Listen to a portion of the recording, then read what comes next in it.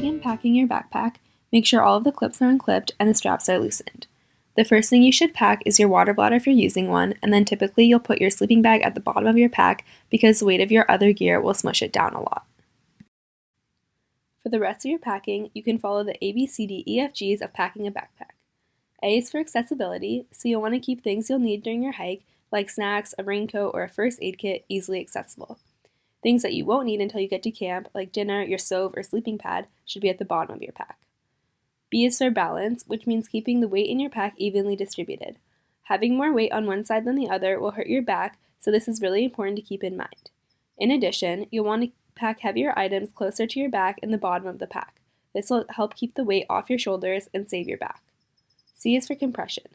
Once you've packed everything up, you'll want to buckle all the clips and tighten all the straps as much as you can to try to compress all of your gear as much as possible.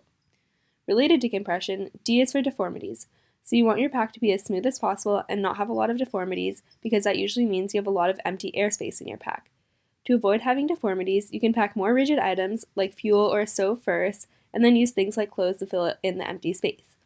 It's especially helpful to use other zippers other than just the top opening to access different areas of your pack and fill up all the empty space with small clothing items.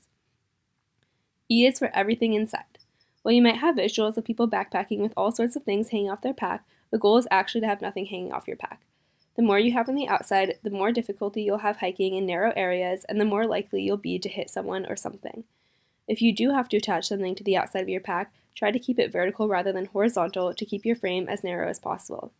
Here I have a tent on the outside of my pack horizontally because my backpack doesn't have a way to attach it vertically, but you'll want to avoid this as much as possible.